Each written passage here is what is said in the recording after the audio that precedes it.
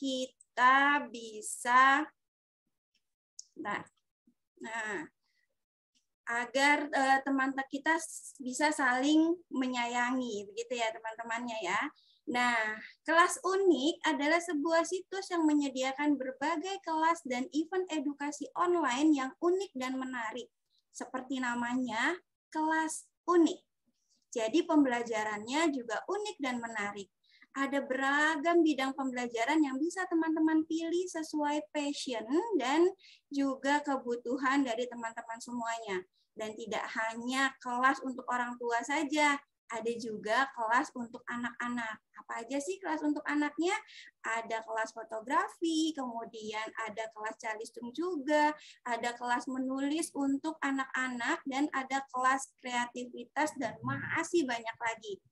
Di kelas unik ini, teman-teman bisa belajar secara mandiri melalui e-learning dan juga disediakan fasilitas mentoring di mana nanti teman-teman akan dibimbing oleh mentor menggunakan e-learning dan video conference. Kelas unik terbuka untuk siapa saja yang suka belajar secara mandiri.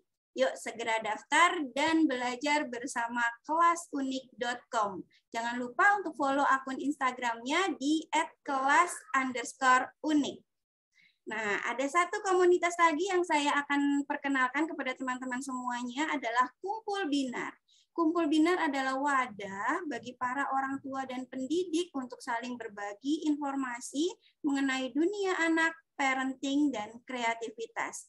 Kegiatan apa saja sih yang dilakukan di Kumpul Binar ini? Ada sosialisasi mengenai read aloud. Kenapa disosialisasikan read aloud ini? Agar semakin banyak orang tua dan pendidik yang mau dan konsisten untuk membacakan buku kepada anak-anak mereka di rumah ataupun kepada murid-murid mereka di sekolah. Diharapkan semakin banyak anak-anak Indonesia yang senang dan cinta membaca. Kemudian, Kumpul Binar juga mengadakan berbagai kelas seperti kelas menulis buku cerita untuk anak yang dimentori langsung oleh Bu Dian Novitasari. Kemudian ada kelas calistung, ada kelas kreativitas bersama bintang tamu dan juga tema-tema yang menarik. Ada juga free play date untuk anak-anak dengan tema-tema yang kita tentukan dan tentunya menarik buat anak-anak. Nah, Kumpul Binar ini teman-teman digawangi oleh saya sendiri, kemudian ada Kak Iin dan ada Bu Dian Novitasari.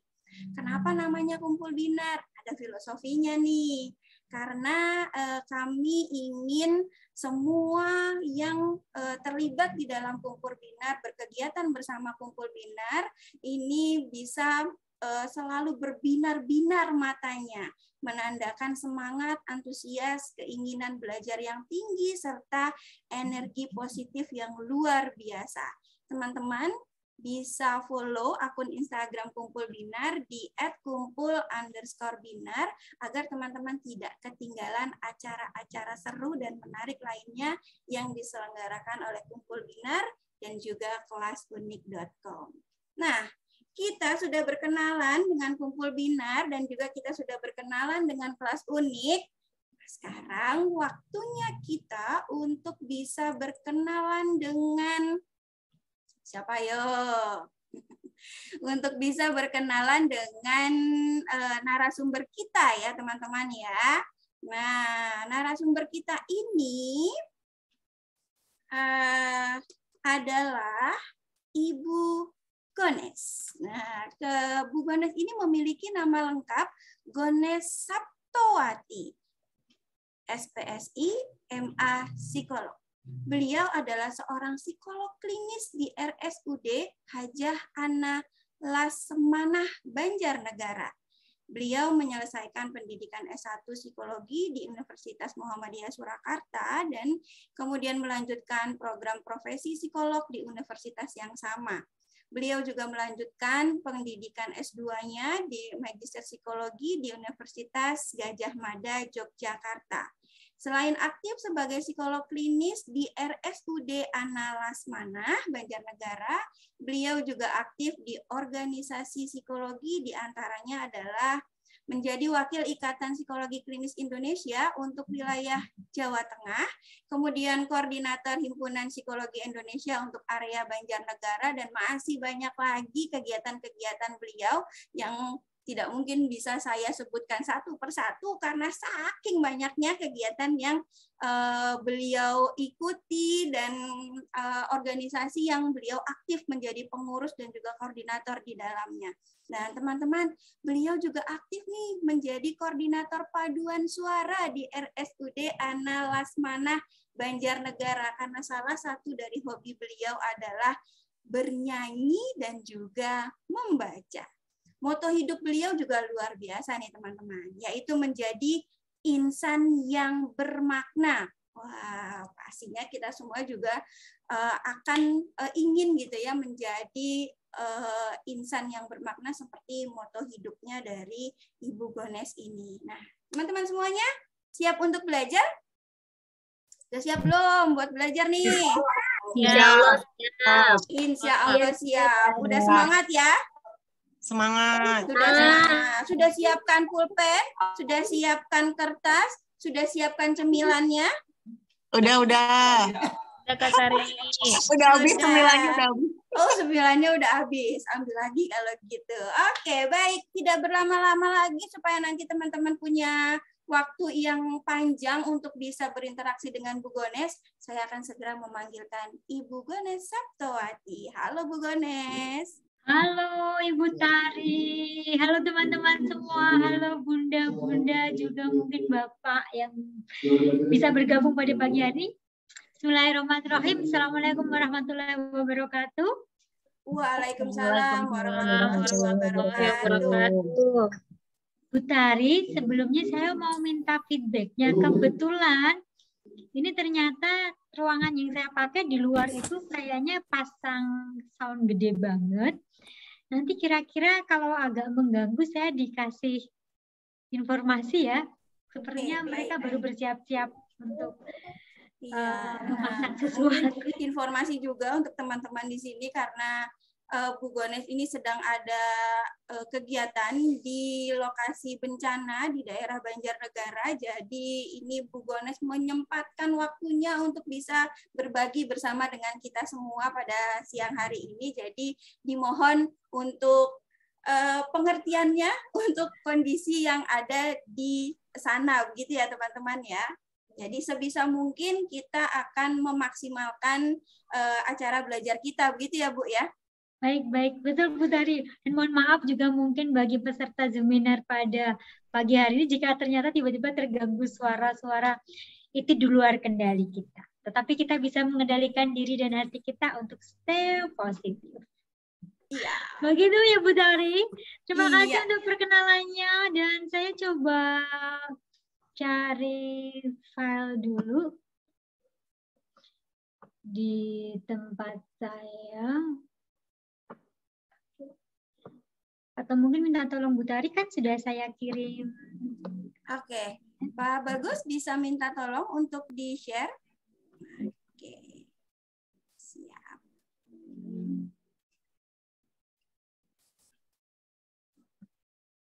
Yang ini kah?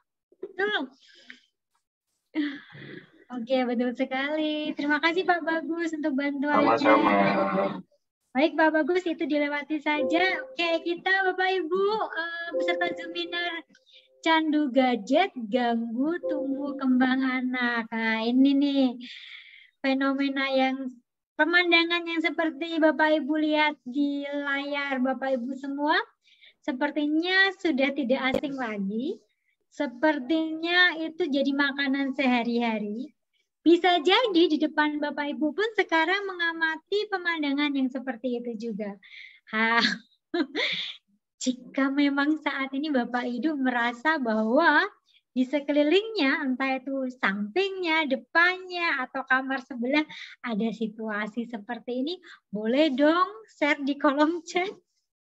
Ada yang kayak gini nggak nih saat ini nih? Yang ternyata di depannya si anak juga lagi pegang gadget. Di sampingnya Mamas Bojo lagi pegang gadget. Oh, kalau dari Bu Leni, kalau di rumah saudara pada kumpul. Oh, selamat berkumpul Bu Leni. Ini benar-benar family time ya, hari Minggu itu ya. Betul, harusnya kita berkumpul bersama. Dan tetapi ternyata ketika Bapak Ibu memilih untuk bergabung dalam acara seminar ini, Sama halnya, mungkin kalau dipikir-pikir, minggu kan asiknya buat santai-santai aja ya. Kok malah webinar, seminar, kayaknya nggak asik. Tetapi ternyata di balik itu ini adalah investasi bagi kita semua. Karena yaitu kita akan belajar bersama-sama untuk menjadi orang tua yang bisa mengendalikan bagaimana fenomena yang ada di slide, yang ada di depan Bapak Ibu itu tidak mengganggu dan merugikan entah itu putra-putri ataupun kita. Oke, ini sudah ada yang share di kolom chat nih. Suami ortu larang tapi anak suka minta HP ke yang lain, kata Mbak Rizka. Kemudian Bu Resti, suami megang HP all the time. Mbak Sita nih, halo Mbak Sita. Anak lagi nonton YouTube. Oke. Kemudian Mbak Novi di rumah, saya kumpulnya pada pegang gadget semua nih. Dan Mbak Indah, kok sama ya Mbak Resti? Nah kan, ternyata testimoninya kita pun di depan gadget nih, taunya anak kita kan, itu lagi main gitu. Anak-anak itu kan bapak ibunya pegang gadget, pegang laptop tuh main. Itu cara berpikir anak-anak. Jadi oke, aku juga main, aku juga pegang gadget, gitu kan. Nah ini nanti kita coba lihat lebih jauh, lebih dalam lagi, apa itu candu gadget dan apa korelasinya terhadap tumbuh kembang anak kita. Oke, lanjut.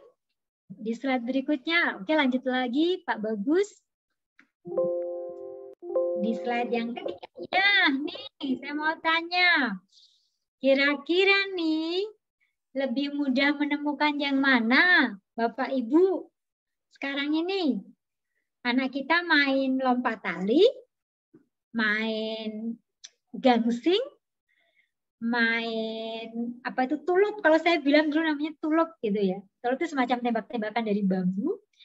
Atau yang pojok kanan tuh, yang lagi bareng-bareng, tapi main sendiri-sendiri. Kira-kira kalau sekarang ini Pojokan baring-baring. pojokan baring-baring ya Bun. Anak tetangga juga pada pegang HP nih. Ini fenomena kita. Sepertinya ini sudah, bahkan kita akan mungkin bisa jadi Bapak Ibu pemandangan lihat anak main gangsing, lompat tali, itu bisa jadi momen yang langka. Betul apa betul? Coba dalam seminggu ini saja deh. Saya bilang seminggu loh ya. Seminggu ini saja. Ada yang pernah lihat anaknya ataupun anak tetangga main gangsing? Aku main gasing sih. Oke, oh iya Bu. Wow, asik tuh Bu. Mungkin gangsingnya beda ya Bu ya? Gangsingnya udah modern. Iya. Sepedaan. Yang itu ya. Oke, sepedaan. Baik. Sepedaan, umpet, itu apa? Masih ada sih kalau di sini. Wow. Ya, betul udah lama nggak lihat anak nggak main outdoor, mainan anak jadul-jadul gitu ya kata Pak Bagus. Betul. Jadi ini adalah fenomena, mungkin akan jadi fenomena yang langka. Padahal beberapa jurnal penelitian yang pernah diteliti teman-teman rekan psikolog itu, permainan tradisional itu berkorelasi positif terhadap satu, empati anak, kecerdasan emosional anak, serta kecerdasan intelektual anak. Wah, ini keren nih kalau dikupas nih tentang permainan tradisional. Banyak loh teman-teman psikolog kita yang sudah ternyata juga concern pada permainan tradisional. Oke, kita lanjutkan Pak Bagus. Nah, ini kita mau lihat nih. Ternyata Bapak Ibu, jadi kalau ternyata sekarang lihat yang tadi langka, lebih mudah lihat gadget, ya itu benar-benar saja karena lebih dari 1/4 anak-anak di dunia memiliki gadget sebelum usia mereka 8 tahun. Bayangkan, sebelum 8 tahun tuh mereka udah punya gadget loh. Saya, Mbak Tari, Pak Bagus, Mbak Novi, Mbak Indah, Mbak Sita, kira-kira punya gadget umur berapa nih? Habis kuliah? Sudah kerja, Bu. Pas sudah kerja. Udah kuliah. Kuliah. Tuh. Tetapi Saya sekolah SD. Wow, ini pasti milenial ya. Ini ibu mood ini ya. Ibu muda ya. Ini kalau Mbak Indah SMP Bu, tapi cuma buat telepon jemputan. Oke. Ya, Jadi, tapi yang fenomena terkini, lebih dari 1/4 anak-anak di dunia memiliki gadget sebelum usia 8 tahun. Bahkan 1 dari 3 anak mulai main smartphone sebelum usia 3 tahun.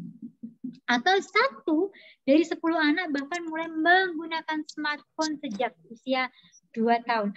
Atau kalau mau diteliti lagi, saya sangat yakin dia baru lahir gitu ya. Pertama kali yang dia kenal adalah smartphone. Kenapa? Langsung bapak ibunya pegang Foto. gitu kan. Yang dia kenal Bayi sadar kamera. bayi sadar kamera ya. Jadi luar biasa nih. Jadi bahkan dari mulai cengeng itu yang dia kenal adalah smartphone. Ini fenomena menarik. Padahal mungkin kita tahu bersama bagaimana usia-usia sebaiknya pegang gadget, apa dampaknya dan apa faktor-faktor yang akhirnya berpengaruh terhadap tubuhnya akan kita bahas. Sehingga nanti akhirnya semoga berharap dari setelah acara webinar ini kita bikin RTL. Rencana tidak lanjut. Kalau saya dalam main point of view, ini levelnya sudah kita bikin doing. Tidak hanya sampai expand atau explore saja, tetapi kita sampai doing. Oke, lanjut Bapak Ibu. Ini bagaimana dengan anak Anda? Umur berapa tadi? Bapak Ibu ada yang mungkin pertama kali boleh dong share di chat. Kapan memberi fasilitas gadget putra-putrinya? Sejak umur berapa gitu ya? Kita biar satu sama lain tahu, oh aku punya temen nih ternyata aku usia kemarin sih pandemi gitu ya. Kalau nggak pandemi nggak tak kasih kok, ada yang gitu. Atau mungkin kan kami sibuk Bu, nggak ada pembantu di rumah. Jadi ini bulan di Jakarta 2 tahun gitu. Mbak Tari di atas 2 tahun. Atau siapa lagi? Silakan share. Umur 2 tahun baru ada jadwal screen time, Bu. Oke, kelas 5 SD karena tugas sekolah. Dapatnya juga anaknya nabung. Wis, Pak bagus. Oke, ada lagi? Di atas 2 tahun. 4 tahun. Berapa lagi nih? 2 tahun juga. Wow. Rata-rata di angka 234 ya. 234. Oke. Oke, kelas sementara dimenangkan oleh di bawah tahun Bu sudah kena Cocomelon. Oke. Bayi udah bingung pegang HP. Oke, Bu Novi di Malang. Ya, ini fenomena yang ternyata dialami hampir, saya bilang hampir semua ibu-ibu sekarang atau semua orang tua mengalami yang seperti ini. Jadi anak-anaknya sudah dikasih gadget, bahkan di angka 2, 3, 4 tahun sudah difasilitasi gadget. Padahal nanti setelah kita pahami betul materi ini akan semoga ada evaluasi kita bersama. Dan nanti tetap kalau saya bilang tidak ada kata terlambat. Kalau bagaimana dengan anak Anda? Kalau anak saya, Mas Noval, saya fasilitasi gadget di usia 14 tahun. Nisa, Mas Nandra, anak saya 3 kebetulan. Yang nomor 1 SMA kelas 3, nomor 2 kelas 5, dan nomor 3 kelas 4. Mas Nandra, Mbak Nesa, pandemi kemarin. Bahkan saya baru punya TV itu sekitar, ya pandemi itu. Sebelumnya saya nggak punya TV. Tapi pandemi itu mau tidak mau akhirnya, oke, karena nggak ada hiburan, saya beli TV. Oke, lanjut.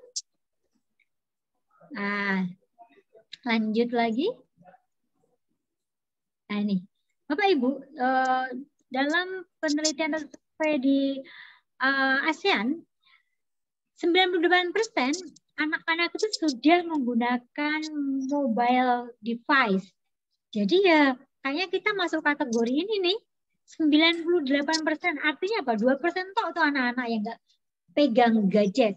Di mana 67% itu mereka guna barengan tuh sama orang tuanya, 18% di keluarga, dan 14% lewat bareng dengan mereka punya sendiri gitu. Oke, lanjut. Kita masih mau lihat survei-survei nih. Dan di mana sih biasanya nih? Mungkin dibalik lagi nih. Oh ya, yang ini ya. Waktu mainkan gadget tuh paling banyak di mana sih sebenarnya? Jadi ternyata anak-anak kita sekali main gadget itu, sekali duduk itu game atau apapun itu ya, atau TikTok kan atau apa tuh, 41% itu 1 jaman. Kemudian 37% itu 30 menit. 21% itu 1 sampai 30 menit. Dan 2% tidak sama sekali.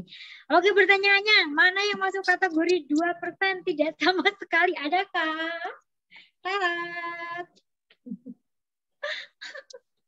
Tuh kata Mbak Novi, kalau yang malas sudah bingung mau cari HP gitu. Siapa nih? Emaknya atau anaknya? Siapa Mbak Novi? Emaknya atau anaknya? Hanya sama ya, emaknya. Nonton canduan HP nih. Emaknya pun bangun tidur yang dicari apa coba? Yang dicari kalau yang berkacamata dicari gadget atau kacamata kalau bangun tidur? Beda sekarang fenomenanya. Ini yang terjadi di sekitar Kacamata buat baca handphone maksudnya. Betul Mbak Tari. Ya, betul. Kalau Mbak Leni masih kategori 21% ya Mbak Leni, 1 sampai 30 menit ya. Nanti kita mau lihat usianya berapa, sebaiknya berapa. Oke, lanjut. Gimana nih anak-anak biasanya main gadget? 99% saat ada di rumah. 71% saat traveling. 70% saat makan. Lah ini fenomena menarik sering kan? Kita lihat kayaknya ada kita makan di resto nih, kumpul makan, pesan semua. Tapi di dalam sambil nunggu dahan mereka gini semua. Bahkan, jadi itu kalau kita capture tuh keren banget. Itu senang iseng-iseng gitu. Ini menarik. Ini harusnya ada semacam aturan main yang nanti ini salah satu yang akan nanti jadi tips and trick apa yang bisa kita lakukan untuk mengatasi gadget yang berlebihan ini. Bagaimana ternyata waktu-waktu yang harusnya quality time benar-benar itu kita hadir seutuhnya dengan mereka atau mereka hadir seutuhnya dengan kita itu kita maksimalkan. Kemudian 40% kan karena di rumah tuh nggak boleh tuh main gadget tuh. Dia ngendong tuh setelah orang Banjar main ke rumah tetangganya yang punya gadget, yang ibunya boleh ngizinin main gadget, sharing mereka. 40% di rumah teman. Atau 17% di sekolah. Karena ya ini apalagi alasannya apa kalau 17%? Bagi anak-anak yang antar jemput. Nanti biar pas mau pulang bisa calling nih gitu kan. Oh udah selesai, tolong jemput sekarang. Atau ke mobil antar jemputnya. Oke lanjut. Ini nih, sebelumnya mungkin Bapak Ibu akhirnya mengizinkan memberikan fasilitas gadget kepada putra-putri pasti ada alasannya. Jadi satu, kalau di era pandemi itu jelas 80% ini karena pendidikan. Kan semuanya serba online, Bu. Gak mungkin loh anak saya nggak dikasih gadget yang tugas-tugasnya online, sekolahnya online. Oke, 68% orang tua menyampaikan supaya nggak gaptek Bu, hari gini nggak punya gadget, jadul gitu kan, 68%. Atau 57% buat hiburan, saya kan pulangnya malam, saya kan sibuk, saya pun juga di rumah itu ada bisnis online, supaya saya fokus sama bisnis online saya, kasih nih gadget sama anak-anak buat dia hiburan gitu. Atau 50% membuat anak sibuk tadi. Salah satunya sama kayak ibunya sibuk, anaknya harus sibuk. Sibuknya biar nggak ganggu kita, kasih gadget gitu kan. Nah, ini alasan izin menggunakan gadget yang kita berikan kepada anak-anak kita. Ternyata setelah kita izinkan nih, orang tuanya baca-baca artikel, googling, dapat info dari teman, seminar, dan sebagainya. Mulai khawatir nih. Apa yang dia khawatirkan? 92% kesehatannya. Aduh nanti matanya jadi bermasalah ya Bu ya. Ini anak saya kemarin ada yang telepon tuh teman. Nes, sejak anakku pakai gadget jadi minusnya tambah 5 gitu. Bermasalah dengan matanya. Sejak anakku pakai gadget dia jadi gendut banget, obesitas. Atau akhirnya kekhawatirannya mengarah pada ketergantungan. Sampai dari yang mulai khawatir tentang kesehatannya berubah jadi, aduh Bu, sekarang ini anak-anak saya sama sekali nggak bisa lepas dari gadgetnya. Bahkan kalau saya minta yang terjadi adalah tantrum, marah, semua dilempar, semua dipukul. Kemarin sempat dibawa ke P2TP2A karena kebetulan saya juga ada di P2TP2A atau pasien-pasien yang datang di klinik psikologi. Atau beberapa orang tua akhirnya khawatir tentang konten-konten negatif. Yang ini nanti akan kita bahas lebih lanjut.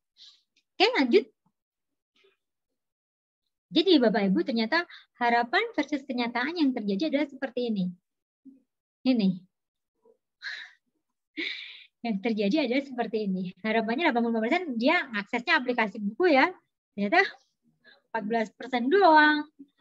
Harapannya 81% aplikasi yang dia baca ya download pendidikan ya. Oke, karena tugas online masih 57%. Harapannya videonya oke, sama. Kemudian aplikasi terkenal gitu. Ternyata yang dia download adalah videonya macam-macam. Waduh, itu banyak nanti. Bisa jadi terpapar video-video porno atau aplikasi hiburan. Ternyata gede banget nih memorinya yang ada buat game. Antara harapan dan kenyataan tidak sesuai, yang ini akhirnya menimbulkan stres. Saya yakin kok Bapak Ibu yang ikut serta dalam acara kita pagi hari, salah satunya karena dalam tanda kutip stres. Stres dalam artian adalah, ini loh, harapanku sama kenyataannya tuh nggak sama. Harapanku aku kemarin kasih gadget ke anak-anak tuh kayak gini. Tapi ternyata anak-anakku sekarang yang terjadi candu. Yang terjadi nggak bisa lepas. Yang terjadi, ya itu setelah dibuka gadgetnya semuanya aplikasi game online. Ini yang terjadi. Ini fenomenal. Tidak hanya panjenengan, saya atau mungkin yang hari ini tidak bisa ikut berpartisipasi dalam acara kita pun, saya kira ini adalah kecemasan, kekhawatiran, stres yang melanda kita. Oke, lanjut. Nah, ini Bapak Ibu. Setuju bahwa pengawasan penggunaan gadget pada anak itu penting. Iya, setuju. Saya yakin bahkan mungkin kalau itu 100% setuju. Tapi masalahnya seperti apa nanti? Bentuknya gitu ya, akan kita bahas lebih lanjut. Oke, lanjut. Bapak Ibu, ini adalah salah satu bahaya gadget jika diberikan anak di bawah 12 tahun. Satu hal secara kesehatan jelas obesitas, karena tadi dindo kalau orang Banjar bilang ya. Dindo itu sehari-harian kayak gini terus. Silakan cek, silakan survei berapa anak kita mulai bangun tidur sampai tidur lagi pegang gadget, main gadget itu berapa jam. Apalagi dengan alasan sekolah online itu tambah. Sebelumnya mungkin kita masih bisa kendalikan, tapi ini alasannya lagi ngerjain tugas. Bagi kita ibu-ibu bekerja, bapak-bapak bekerja, dan kita nggak bisa controlling, wah itu benar-benar sesuatu yang harus kita waspadai. Selain itu apalagi? Tadi ada yang namanya sinar biru di gadget kita yang membahayakan retina mata kita. Jadi mata kita itu khususnya kenapa? Asosiasi Pediatrik Amerika menyampaikan anak 0 sampai 2 tahun sama sekali, saya bilang sama sekali ya, sebaiknya sama sekali tidak terpapar oleh gadget. Bapak Ibu, apakah diperkenankan break dulu untuk azan? Silakan Bu. Ya, silakan Bu. Boleh, Bu. Kita break dulu untuk azan ya.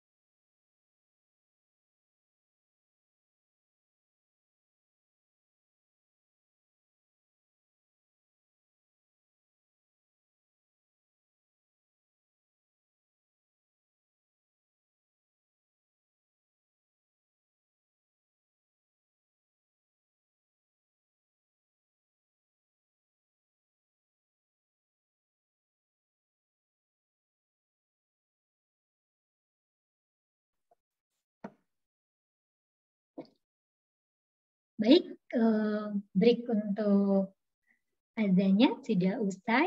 Kita lanjutkan lagi, Ibu Tari. Oke, Bapak Ibu silakan. masih di sini kah? Masih, Bu. Oke, masih di sini. Dan ini selain saya kembali ke sinar biru ya, sampai sinar biru tadi bahwa itu juga membahayakan. Kenapa? Atau Association Pediatric Amerika menyampaikan bahwa sebaiknya 0 sampai 2 tahun sama sekali nggak kena sinar biru karena itu memang membahayakan kita.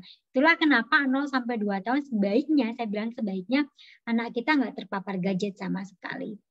Kemudian setelah itu kenapa juga sih anak-anak itu harus dibatasi? Kenapa sih anak-anak kita itu baru 12 tahun diberikan gadget? Karena ternyata Bapak Ibu, kalau kita lihat otak anak-anak kita itu masih berkembang. Dan pada fase-fase itu perkembangannya pesat. Tetapi harus kita pahami itu belum benar-benar matang, belum berkembang secara optimal sama saat kita ketika dewasa ini. Artinya gini, kita lihat bahwa kalau kita buka gadget kita itu ya, sepersekian detik saja itu sudah bisa berubah set, entah itu cerita, warna, dan sebagainya. Dan itu tidak diimbangi, tidak seimbang dengan usia anak-anak kita yang mungkin baru tahap berkembang. Ini akan membahayakan. Sehingga itulah kenapa ini berkorelasi positif terhadap tadi anak-anak jadi ADHD, ada yang mengalami sindrom autis, ada yang mengalami gangguan bicara dan sebagainya. Nanti akan kita bahas lebih lanjut. Jadi memang secara organik otak tubuh kita pun tuh belum siap. Bayangkan anak 2 tahun, apakah tangannya sudah siap betul untuk pegang sesuatu benda seperti ini? Belum kan? Tahap perkembangannya baru sensori motorik. Ya pun hanya pegang-pegangnya hanya sebatas, tapi untuk yang benar-benar genggam gini dan sebagainya itu kan belum. Itu harus kita pahami kenapa anak-anak sebaiknya memang tidak diberikan gadget sejak dini. Oke, lanjut Pak Bagus. Ya, yang saya sampaikan tadi mengganggu pertumbuhan otak. Anak jadi impulsif. Apa itu impulsif? Dia itu kena stimulus langsung respon. Jadi contoh nih, paribasannya anak ditutui langsung jet gitu. Jadi nggak ada jeda untuk atau kejatuhan apalah benda gitu cetek gitu ya. Orang anak impulsif langsung wah atau teriak-teriak dan sebagainya. Nggak ada jeda. Kenapa? Otaknya terlatih untuk impulsif juga. Anak-anak otaknya jadi kayak semacam ya lihat set gitu kan, gambaran cerita, gambaran warna, gambaran cahaya, suara yang begitu cepat. Itu sudah direkam otaknya sejak kecil. Apalagi yang muncul tantrum, di mana apa itu tantrum perilaku jika seorang anak menginginkan sesuatu dan tidak diberikan atau tidak difasilitasi, dia akan berperilaku dalam tanda kutip negatif sehingga apapun keinginannya terpenuhi. Entah itu bentuknya perilakunya nangis guser-guser, nangis sampai itu atau mukul-mukul atau teriak-teriak, itu adalah tantrum. Dan masalah tentang tantrum ini sendiri, kadang nih kita nih ibu-ibu tuh dalam tanda kutip akhirnya kalah gitu. Maksudnya kalah gimana? Tanpa disadari saat kita memberikan yang dia inginkan walaupun tidak semestinya karena si anak itu mengeluarkan jurus tantrumnya, ini akan menjadi senjata bagi dia yang menetap. Kenapa? Ada proses conditioning, ada proses pembelajaran di anak ini bahwa besok kalau aku pas batuk minta es krim nggak dikasih, aku akan nangis sampai guser-guser karena biasanya ibu akan kasih aku. Atau biasanya kalau ada banyak tamu, aku akan cenderung diberikan gadget ibu karena nggak mau ibu lihat aku nangis, goser-goser. Ada yang punya pengalaman seperti ini? Ya. Gitu ya. Supaya nggak ganggu tamu, supaya nggak ganggu pembicaraan kita akan mengkondisikan anak kita semanis mungkin dengan kotak Pandora berukuran 20 kali apa itu gadget. Itu supaya dia ini anak conditioning di sini. Anak ternyata belajar dari proses itu. Apalagi mengganggu pertumbuhan otak, gangguan proses belajar jelas. Anak-anak kita sebenarnya itu belajar itu lewat bermain. Saya pastikan bermain itu belajar, kecuali bermain game online. Saya bilang ya, oke, bermain game online bukan berarti tidak ada belajar. Ada juga Bapak Ibu, tetapi kita lihat batasan waktunya. Jadi belajar itu dengan bermain. Contohnya, anak main hujan-hujan itu kadang saya malah, oh silahkan gitu. Karena bermain hujan itu juga menyehatkan, membuat pinter. Kok bisa bikin pinter? Bikin masuk angin lah, iya Bu Kunes gitu. Ya iya, kalau kondisinya anaknya lagi nggak fit. Tapi kalau anak fit, biarin main hujan. Apa yang dia pelajari dari hujan? Dia lagi belajar tentang kecerdasan naturalis. Dia belajar tentang alam semesta. Dia belajar tentang sensori jatuhnya air di tubuhnya yang dia rasakan. Rasa-rasa itu. Dia belajar menyeimbangkan diri untuk berjalan secara seimbang ketika dalam situasi licin. Beda kan? Kita melangkah, kaki kita melangkah dalam kondisi licin, tidak licin itu butuh keseimbangan loh. Itu ada proses belajar buat anak-anak kita. Jadi banyak yang dipelajari. Tapi masalahnya kadang gitu kalau pas hujan, masuk, nanti masuk angin. Oh, belum udah didoain masuk angin. Jadi masuk angin beneran. Kan gitu ya. Nah, ini yang terjadi bahwasanya mengganggu pertumbuhan. Harusnya anak-anak kita belajarnya itu dari alam, dari sehari-hari, dari yang dia pegang, entah itu pasir, entah itu kerikil, batu, kertas, atau entah itu tepung di dapur kita, beras di dalam tempat wadah beras kita, minyak yang dia kemudian pegang kok licin ya, itu ternyata tidak ada karena dia sudah asik dengan gadget. Dan ini menjadi PR kami di rumah sakit. Kebetulan saya di rumah sakit klinik psikologi itu gabung di instalasi rehabilitasi medik, di mana di situ ada teman-teman okupasi terapi, teman-teman terapi wicara, teman-teman fisioterapi, dan dokter rehabilitasi medik. Bapak Ibu perlu kami informasikan, bahkan sebelum pandemi pun jumlah kunjungan ke klinik kami yang hubungannya dengan gangguan tumbuh kembang itu meningkat. Setelah kami asesmen, mungkin setelah dari dokter anak, biasanya di referral ke kami, kemudian kita asesmen, ternyata salah satu faktornya ya tadi, bagaimana gadget diberikan sejak dini. Bagaimana anak baru lahir, anak tengkurap gitu ya, dikasih box gitu ya. Anak kan bisa tengkurap di box tuh, dengan alasan ibunya sibuk, di depan boxnya ada ininya, ada gadgetnya. Kasih film-film. Dia anaknya tengkurap, yang dia lihat itu. Bayangkan nih, berapa juta kali itu perpindahan warna, perpindahan suara. Yang ini pasti ganggu otak. Yang jelas akhirnya datang ke kami dengan apa keluhannya? Lambat bicara, susah konsentrasi.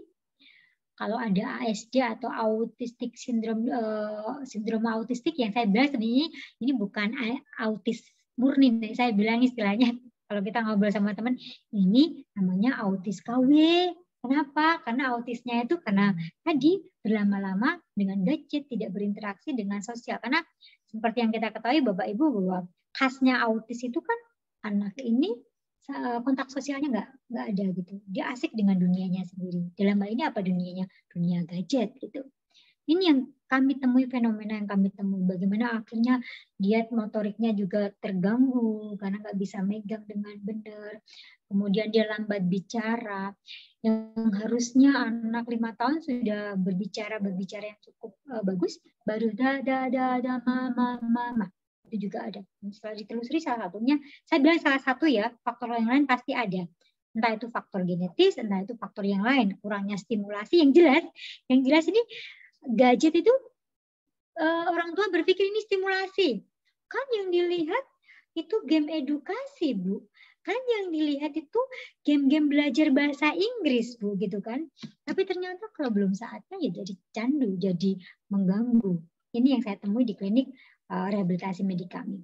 Dan yang jelas menurutnya proses kognitif. Akhirnya anak-anak ini secara kognisi pastinya tidak sama dengan anak pada umumnya. Yang harusnya mungkin jika dia distimulasi sejak dini dengan bagus. Ingat Bapak Ibu masih ingat ya? Periode emas 0,5 sampai 6 tahun. Itu harusnya kan ini kita olahnya luar biasa nih. Bentuknya apa? Saya bilang olahnya dengan apa? Ya dengan bermain. Bermain apa? Bermain apapun. Tapi masalahnya ini ngolahnya 0, 5 sampai 6 tahun tuh ya distimulasi dia pakai apa? Gadget. Ya harusnya dia bisa cerdas luar biasa. Ya tadi ada beberapa, saya bilang skalanya agak turun. Karena tadi stimulasinya nggak tepat. Stimulasinya lebih di gadget. Seperti itu Bapak Ibu. Oke, lanjut. Tumbuh kembang yang lambat, jelas. Bapak Ibu pastinya silakan diamati apakah sejauh ini motorik halus, motorik kasar anak-anak kita sudah sesuai dengan kronologis age-nya tidak. Sesuai dengan usia kalendernya tidak. Adakah yang sudah usia 7 tahun tapi pegang, saya kok enggak, sebentar saya ambil contoh. Pegang pensilnya masih gini. Gitu kan? Apakah usia yang itu kita lihat kenapa? Karena kurang stimulasi. Karena kan dia yang dipegang kan gini kan, gini. Dia tidak terbiasa megang yang benar. Ini. Dia tidak biasa megang pasir. Coba kalau anak-anak kita stimulasi dengan pasir, dengan play-doh, dengan tepung dan sebagainya, pastinya dia akan berbeda. Coba silakan lihat juga anak-anak sekarang tulisannya, coba cek. Tulisan anak-anak kita. Itu salah satu ciri bagaimana koordinasi visual motoriknya. Orang nulis itu kan dari sini, dari matanya, visual, motoriknya, yang visual yang masuk ke otak, dia dimanifestasikan dalam bentuk motorik. Itu pasti tulisannya bagus-bagus anak kita sekarang. Suruh nulis halus pastinya, wow, nulis halus gitu. Kalau zaman kita itu kan nulis halus bagus tidak. Tapi karena tadi kurangnya stimulasi itu juga berpengaruh terhadap akhirnya dia output untuk menulis halus, output untuk menulisnya pun juga tidak oke karena memiliki hambatan baik motorik kasar ataupun motorik halus. Atau mungkin anak-anak kita coba dicek anaknya, Bapak Ibu, bisa nggak dia berdiri posisi kapal terbang diangkat gini dalam waktu yang beberapa detik lah, 1 menit maksimal. Itu bisa nggak? Itu cek-cek yang sederhana yang bisa kita lakukan ke anak-anak kita bermasalah nggak secara tumbuh kembangnya gitu. Bisa nggak dia membedakan tangan kanan dan kiri? Bisa nggak kalau dia berdiri gitu, gini kalau senam gini dia bisa. Atau dia bagong gini, itu sebenarnya asesmen awal kita atau pemeriksaan awal kita bahwa anak kita bermasalah nggak ya? Kalau enggak ya itu pasti kita akan coba cari kenapa dia tidak bisa gerakan-gerakan yang seperti itu. Itu Bapak Ibu. Oke, lanjut. Selain tumbuh kembang yang lambat, yang jelas anak-anak kita jadi kurang tidur. Padahal tidur itu adalah bagian dari bagaimana otak untuk merefresh dirinya, otak untuk mengembalikan sel-selnya. Dan ini menarik nih, literasi terkini bahwasanya ternyata otak kita itu bisa mendaur ulang dirinya atau sinapsisnya itu bisa berkembang lebih besar lagi kalau kita stimulasi. Sinaps di otak kita kan banyak sinaps cabang-cabang tuh. Lah, cabang-cabangan itu satu kumpulan cabang itu untuk keterampilan apa, satu kumpulan cabang untuk keterampilan apa. Nah, ini bisa dia bersinapsnya cepat atau banyak kalau banyak stimulasi. Kurang tidur juga bisa membuat sinapsnya tidak optimal. Karena dia juga butuh istirahat untuk itu. Kenapa kurang tidurnya? Karena gadget. Dan ternyata 75% anak usia 9-10 tahun mengalami kurang tidur karena penggunaan teknologi yang tanpa pengawasan ini. Oke, lanjut. Nah, ini Bapak Ibu yang beberapa kali saya alami, saya temui di klinik saya, entah itu klinik di rumah sakit ataupun di klinik swasta saya. Bagaimana ternyata gadget ini tuh beresiko terhadap gangguan mental, baik itu depresi, anxiety, kurang atensi, autism, bipolar, psikosis, dan banyak lagi. Kok bisa, Bu? Sangat bisa. Jadi Bapak Ibu, proses-proses akhirnya dia copingnya lewat gadget itu, saya pernah dapat klien yang seperti ini. Jadi kecenderungan untuk menyakiti diri sendiri. Kecenderungan untuk menyakiti diri sendiri yang dia ternyata dapat modeling itu di YouTube. Self-injury, self-harm dia itu sebenarnya entah itu nyilat-nyilat. Dan itu luar biasa yang dia pakai itu apa? Jadi Bapak Ibu kalau punya Tupperware di rumah coba dicek. Kalau yang pecah-pecah itu sebaiknya disembunyikan. Ya ini dia pakai itu, pecahan Tupperware. Yang lancip gitu ya. untuk menyakiti dirinya. Dan menurut dia itu bisa merilis perasaan tidak nyamannya. Sakit katanya, tetapi sesaat habis itu dia bisa rilis. Itu di anak-anak kita. Atau saya dapat klien yang saya sudah mengarahnya ini sudah ke psikotik. Apa tuh psikotik? Candu gadgetnya itu sudah luar biasa. Sampai dia memilih untuk tidak keluar dari kamar. Sama sekali. Saya bilang sama sekali. Makan, orang tuanya, pembantunya naruh depan pintu. Kalau sudah dia hanya keluar untuk pup ataupun untuk buang air kecil. Atau dia hanya keluar untuk mandi pun jarang. Apapun dia. Komunikasi dengan ibunya walaupun serumah dia pakai SMS. Karena ibunya tidak dikasih akses WA dan sebagainya. Ini ada, ini nyata. Di Banjarnegara seperti itu. Ada kasus yang seperti itu. Artinya bagaimana dia akhirnya memilih dunianya, memilih kehidupannya di gadget itu. Walaupun mungkin secara dunia maya dia sangat aktif. Tapi dia mengisolir dirinya dalam kamar dan melakukan apa. Saya bilangnya sudah psikosis. Ini sudah namanya psikotik. Harusnya sudah pakai farmakoterapi.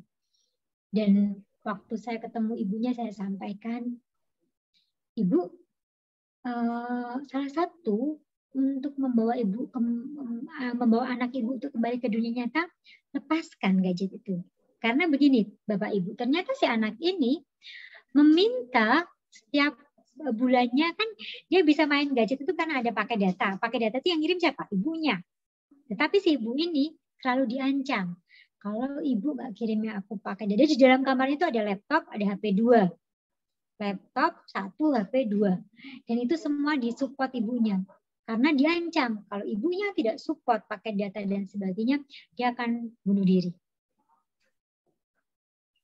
Ancaman ini yang membuat si ibu ini, waktu saya sampaikan, maaf Ibu, bukankah selama ini tanpa Ibu sadari, Ibu sudah kehilangan anak itu?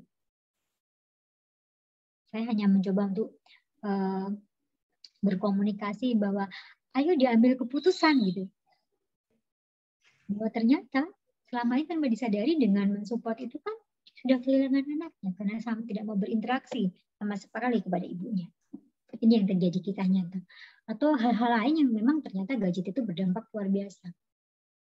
Satu hal lagi Bapak Ibu, kalau kita berbicara gadget, mungkin kita tidak akan jauh-jauh dari pornografi.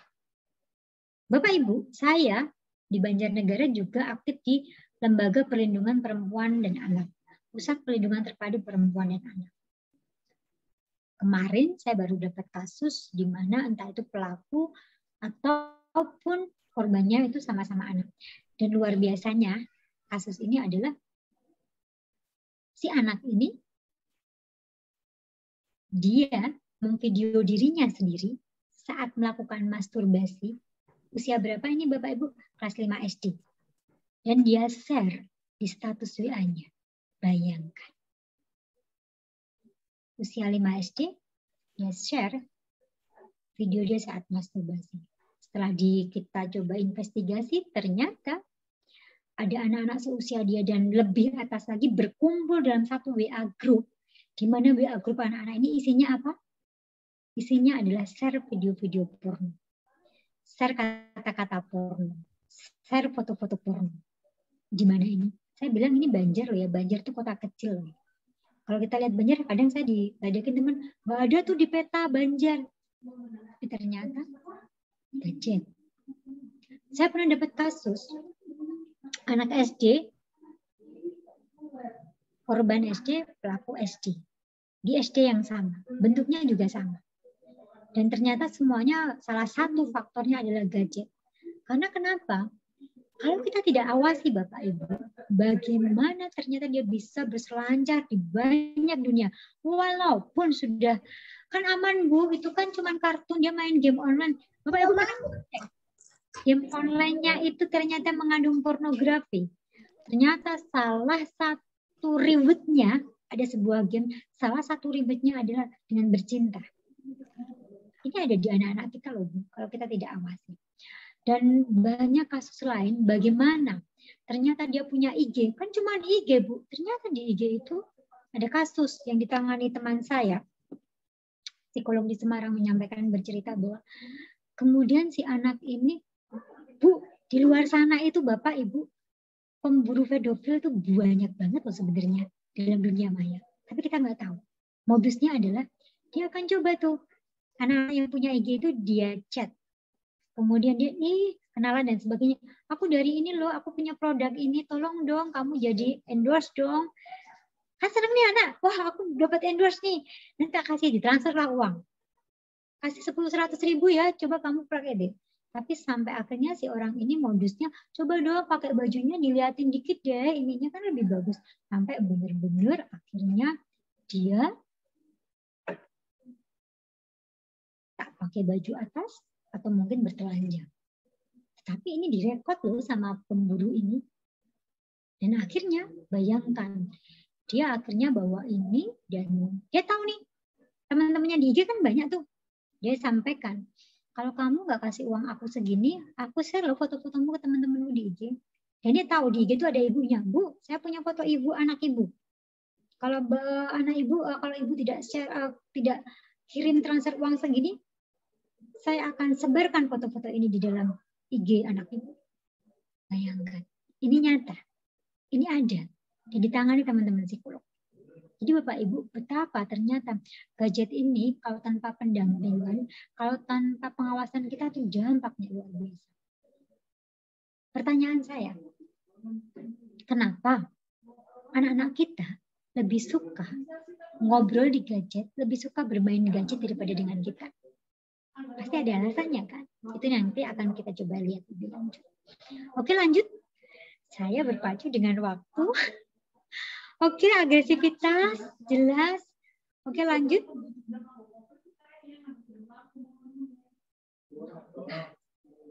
Kita akan bahas yang namanya nomofobia.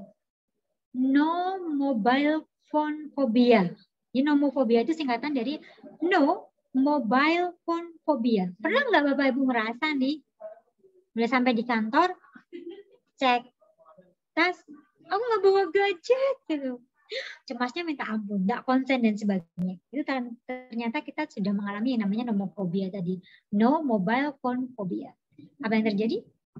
Pulang, kalau ternyata kantornya terjangkau gitu ya. Ada yang kayak gini nggak Bapak Ibu? Lebih baik ketinggalan handphone daripada ketinggalan dompet. Ada yang kayak gini? Tidak. Tidak, alhamdulillah gitu ya. Ada yang kayak gini nggak? Yang lebih baik ketinggalan handphone daripada ketinggalan suami. Ada nggak? Jangan ya. Jadi ini ternyata juga ada fenomena seperti ini, nomofobia, yang tidak hanya dialami kalangan anak-anak, remaja, bahkan emak-emak ataupun dewasa. Ini yang terjadi. Oke, lanjut. Ini yang terjadi. Kenapa? Nomofobia ya, berani mengorbankan apapun demi konten internet, kurang peka. Jadi akhirnya yang di benak dia tuh hanya wifi. Jadi pernah nggak ada anekdot keren menurut saya tuh ya? Teman-teman psikologi mungkin pernah belajar yang namanya piramida Maslow. Ya. Bagaimana yang paling bawah itu kebutuhan dasar, puncak piramida itu adalah aktualisasi diri. Tetapi yang paling bawah itu sekarang digantikan dengan wifi, bukan makan minum. Kita, anak-anak kita sekarang mungkin makan minum, aduh nggak lapar, nggak asal ada wifi. Itu fenomena. Fenomena bagi kita-kita yang sudah adiksi, sudah nomofobia tadi. Jadi piramida Maslow sudah tergeser kan tuh, sudah nggak makan minum lagi. Di bawahnya itu namanya wifi. Terjadi, ada uang jajan, kasih uang jajan buat beli jajan, enggak, buat apa? Beli paket data. Ada yang anaknya seperti itu? Enggak kan, aku buat paket data, beli paket data. Ada ya Bu ya, buat beli apa namanya itu istilahnya kalau game, voucher game ya, buat top up gitu ya, buat top up gamenya gitu. Ada. Fenomena ternyata memang yang terjadi sudah seperti itu Bapak Ibu. Nggak usah jauh-jauh, di sekitar kita ada gitu. Kemarin anak saya yang nomor 3. Ibu, aku besok ulang tahun, aku kasih 5.000 ya buat di top upin. Top upin apa ya? Game dia itu apa namanya? Saya lupa, tentang fashion gitulah. Ya nanti bikin desain baju dan sebagainya gitu. Aku di top upin itu 5.000 ya pas aku ulang tahun gitu. Wow, itu top up itu segala sesuatu bagi dia. Oke, lanjut. Nih, faktanya jelas seperti yang saya sampaikan tadi. Dan ini sebenarnya sudah menjadi PR tidak hanya kita keluarga. Ini beberapa negara sudah konsen tentang ini, bahwa ternyata gadget itu, candu gadget itu membuat salah satunya ya tadi, bagaimana kita bayangkan kalau generasi kita tidak kita selamatkan dari ini, jadi apa gitu ya. Serba instan, semuanya harus cara berpikirnya impulsif, kreatif, lalu seperti apa. Walaupun saya yakin betul, gadget ini tidak melulu semuanya buruk. Kalau kita bisa manfaatkan, kita bisa kelola nanti lewat tips and triknya, tetap bermanfaat juga bagi kita. Oke, lanjut. Nanti silakan di-share Bu Tari ke teman-teman semuanya, boleh di-share. Jadi materinya bisa dilihat. Ini kasus candu gadget, yang jelas seperti ini. Ini yang saya sampaikan, mogok sekolah beberapa. Saya dapat klien mogok sekolah karena gadget, karena udah candu gadget. Sex addict dan sex abuse di Banjarnegara karena dia sudah sex addict. Jadi jangan dibayangkan bahwa anak-anak itu tidak bisa kecanduan seksual ya. Jadi bahkan korban-korban yang saya sampaikan tadi itu bisa sampai, saya pernah dapat korban. Saya mau cerita tentang kasus yang saya. Waktu itu saya dapat kasus tentang kekerasan seksual yang dialami beberapa anak. Saya bilang beberapa anak di sebuah desa di daerah terpencil di Banjarnegara. Ternyata masih berkerabat, itu kakaknya, adiknya, sepupunya, dan itu semuanya korban oleh satu kakek. Saat kakek ini ditangkap polisi, ada satu anak yang, kok ditangkap? Jadi, kenapa dia ditangkap? Kasihan si kakek. Jadi, si anak ini bahkan belum paham kalau dia sudah dilakukan sex abuse. Dia sudah dilakukan kekerasan seksual oleh si kakek ini. Kemudian saya dampingi, saya intensif melakukan asesmen, intervensi, dan sebagainya. Ada fenomena menarik. Saya dapat informasi dari salah satu orang tua dari si anak-anak ini menyampaikan, Ibu, saya sering melihat anak saya seperti memanipulasi dirinya dengan entah itu guling atau bantal atau apa. Artinya tanpa dia sadari si anak ini sebenarnya sudah mengalami namanya adiksi. Jadi Bapak Ibu, korban sex abuse bisa jadi dia mengalami adiksi. Kenapa? Anak-anak ini belum paham, tadi yang saya ceritakan, dia ternyata tidak paham kalau dia sudah dilakukan kekerasan seksual. Yang dia rasakan waktu, karena biasanya kan bentuk orang-orang yang sex abuse ini kan pelaku seks abuse adalah orang terdekat. Dan merayunya tuh, sini sama kakek sini, nanti tak panggu sini. Nanti kalau kamu tak kasih ini ya jajan ya, buat kasih jajan atau tak kasih coklat, tak kasih permen. Ini sesuatu yang menyenangkan bagi anak-anak. Kemudian si kakek itu melancarkan aksinya entah itu lewat pegang bagian-bagian personal dari si anak itu. Yang kalau si anak ini pertama yang dirasakan anak sampai seperti orang dewasa. Kalau area-area sensori yang erotik itu adalah dirangsang, pastinya akan merasakan dalam tanda kutip rasa nyaman. Ini yang saya bilang, akhirnya dia mencoba mengulangi. Walaupun seorang yang ini sudah ditangkap dan sebagainya, ternyata dia mengulangi dengan tadi cara. Dia melakukan dalam tanda kutip personal. Dia sendiri mencoba memanipulasi dirinya. Ini yang terjadi Bapak Ibu. Kemudian apa itu GPH? Gangguan pemusatan perhatian. Jadi si anak-anak yang akhirnya nggak bisa diem, dia susah untuk konsentrasi. Kalau kita lihat memang lebih ke banyaknya gadget menstimulasi tumbuh kembangnya. Oke, lanjut. Apa yang harus dilakukan nih ortu? Oke. Jelas menggunakan gadget. Gimana cara bijaknya? Sebenarnya aturannya jelas Bapak Ibu. 0 sampai 2 tahun sebaiknya sama sekali tidak diberikan gadget. Gadget menjadi hak milik anak. Karena benar-benar hak milik usia 14 tahun dengan syarat dan ketentuan berlaku. Saat saya berikan ini ke anak saya nomor 1, 14 tahun, Mas, difasilitasi gadget, tolong password dan sebagainya, Ibu harus tahu. Dan betul, sampai kemarin usia 17 tahun akhirnya kita bersepakat, oke, ibu sudah nggak tahu, ibu sudah nggak dikasih tahu passwordnya, nggak apa-apa. Ini kamu sudah punya area privasi, kamu sudah dewasa, kita ngobrol aja. Tapi sebelum usia 17 tahun, password gadget anak saya tahu. Bahkan saat dia ganti gadget pun dia akan bilang, ibu tadi gadgetku di HP-ku dibajak temanku. Akhirnya passwordnya tak ganti. Ganti ini loh Bu. Jadi kadang lucu-lucu nih passwordnya, kadang kepo nih gitu. Lucu-lucu. Jadi dia lucu-lucu kalau kasih password. Dia kasih tahu ke saya. Jadi sekali lagi 0 sampai 2 tahun sama sekali. Benar-benar hak milik 14 tahun. Sebelum 14 tahun sharing dengan kita dengan perjanjian pemakaian sebelum usia 5 sampai 14 tahun hanya maksimal itu 1 jam dalam sehari, atau sampai tadi 14 tahun tadi 7 sampai 14 tahun maksimal 2 jam dalam sehari. Bersifat akumulasi. Ini yang dinamakan bijak menggunakan gadget. Bukan sama sekali nggak dikasih, tapi aturannya tadi. Aturannya jelas. Dan ini saya pernah diprotes gara-gara Bu, aturan itu tidak berlaku ketika kita sekolah online. Oke. Tapi dengan pengawasan dan pendampingan tentunya. Tetapi kalau kita berbicara ideal, ini yang saya sampaikan. Pandemi memang akhirnya membuat kita jadi yang ideal menjadi harus kita coba untuk berkreativitas atau fleksibel. Tapi ketentuannya tidak harus jauh dari yang saya sampaikan tadi.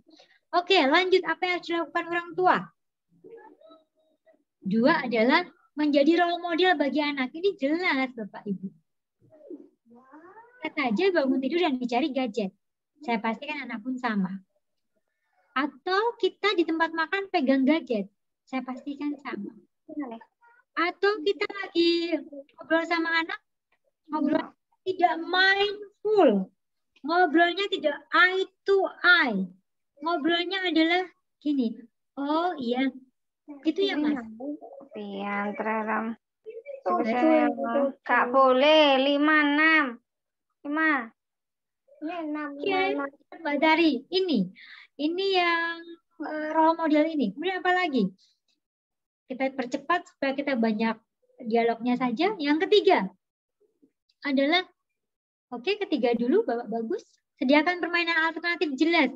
Bapak Ibu sebenarnya kalau kita mau agak kreatif dikit, anak juga mau kok ninggalin gadget. Bagaimana akhirnya kita mau membuat apa ya istilahnya? Kalau saya bilang dapur kita berantakan dikit nggak apa-apa kok, tapi anak itu bisa kok lepasin gadget karena ada yang lebih menarik. Atau kita bikin sesuatu yang menarik dengan colorful, dengan panci dan sebagainya di rumah kita, itu ternyata anak mau kok meninggalkan gadget kita. Dengan catatan kita kreatif, kita sediakan permainan alternatif. Oke, lanjut. Yang keempat adalah disiplin dan tegas and konsisten. Ini tidak mudah, tetapi tetap harus kita coba. Saya punya aturan main di rumah setiap mulai jam maghrib sampai jam 7 itu sama benar-benar, atau sampai malam itu no gadget. Dan kalau kemarin sempat saya coba kumpulkan anak-anak karena ada beberapa yang melanggar aturan. Jadi kita diskusi, brainstorming. Diskusinya lewat apa? Saya punya kartu yang namanya kartu point of view. Kartu ini sebenarnya kartu coaching yang menarik, yang bisa kita pakai. Nanti biasanya kartu ini saya sebar. Saya akan bikin yang namanya centerpiece kayak jamuan-jamuan Romawi dulu gitu. Tengahnya saya kasih lilin, kasih kembang, kartu. Dan kita akan coba sharing masalah-masalah kita dengan anak-anak kita di situ. Ambil satu kartu, saya suruh lihat. Kemudian temanya kita tentukan dulu. Dan nanti kartu itu kita masukkan dalam coaching kita terhadap tujuan kita untuk tadi. Apa tujuannya? Saya pengen kita bersepakat tentang main gadget. Kita pengen bersepakat tentang disiplin. Atau itu menarik banget. Dan anak-anak suka pakai kartu point of view. Oke, lanjut. Perbanyak ngobrol dengan anak. Sekali lagi Bapak Ibu, ngobrolnya benar-benar ngobrol mindful dialog gitu ya. Ngobrol yang penuh kesadaran. Ngobrol yang enggak disambi-sambi. Ngobrol yang mengikut sertakan mata, telinga, taktil kita, hidung, dan seluruh anggota tubuh kita. Ngobrol yang benar-benar hadir seutuhnya kepada anak-anak kita. Ini kayaknya kita perlu latihan kayak gini. Karena sering saya melihat yang kita obrolkan atau bahkan anak pun akhirnya nyontoh ngobrol dengan kita pun tidak mindful. Ngobrolnya dengan di samping, ngobrolnya dengan sambil lalu. Jadi Bapak Ibu jangan nggak usah kok gitu ya anak kita dijawab mesti jawabnya tidak tahu. Itu ada cara shortcut anak kita untuk jawab bahwa dia nggak nyaman ngobrol dengan kita. Kan ternyata kita nggak asik jadi teman ngobrol. Kenapa nggak asik? Nanti kita lihat. Oh, anak kita lebih suka gadget sih daripada ngobrol sama kita. Pasti banyak faktornya. Lihat ke dalam. Jadi sebelum nyalahin anak, kita lihat dulu ke dalam diri kita. Sejauh ini apakah saya sudah cukup menarik ya kalau ngobrol sama anak-anak kita? Apakah saya cukup menerima mereka tanpa syarat? Apakah saya sudah benar-benar tidak menghakimi mereka? Apakah selama ini saya benar-benar menjadi pendengar yang aktif? Kalau ternyata jawabannya belum dan tidak, ya sudah. Wajar kalau anak-anak kita larinya ke gadget. Kan dengan gadget, dia tidak dihakimi yang jelas. Dia diterima tanpa syarat oleh gadget. Dan dia didengerin saat bikin status sama gadget tanpa dihakimi dan tanpa disensor. Dengan kita, banyak sensor mungkin. Banyak kata jangan, banyak menghakimi. Jadi akhirnya mereka memilih untuk ke gadget. Oke, lanjut. Berikan informasi dampak candu gadget. Dan seperti ini mungkin Bapak Ibu setelah ini bisa sampaikan nih ke putra-putrinya. Bahwa, sayang ternyata tuh ya, berlama-lama di gadget tuh enggak ya, dampaknya ngeri-ngeri juga ya. Nah itu diskusi, forum diskusi. Sama halnya saat saya mungkin dapat kasus tentang kekerasan seksual, tentang kasus-kasus married by accident, biasanya saya komunikasi, saya obrolin sama anak yang pertama. Kenapa ya mas temanmu itu, anak saya punya teman, kok berani ngambil keputusan kayak gitu ya. Diskusi asik nih.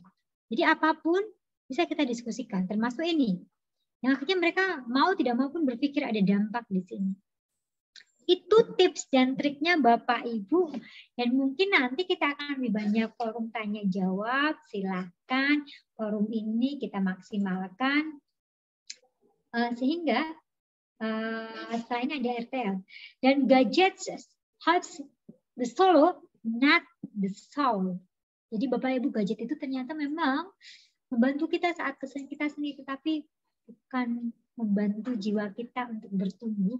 Jiwa kita untuk bisa memeluk anak-anak kita dengan kehangatan cinta kita. Itu dari saya Bapak Ibu, kurang lebihnya mohon maaf. Akhirul kata wassalamualaikum warahmatullahi wabarakatuh.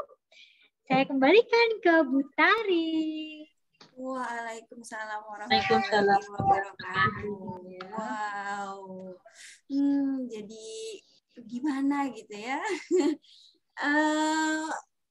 Ya kita menyadari gitu segala sesuatu yang tadi disampaikan oleh Bu Gones dan banyak hal-hal yang mungkin kita kalau di rumah kan kita taunya cuman kita sendiri gitu, terus di sekeliling saudara dan teman-teman gitu ya. Tapi kalau Bu Gones kan ngelihatnya banyak memang yang datang dengan kasus gitu, dan kasusnya luar biasa kalau di rumah sakit kan kalau sudah berat gitu ya kasus-kasusnya, dan ya bikin kita ternyata memang ada ya yang kayak gitu ya sampai separah itu gitu. Dan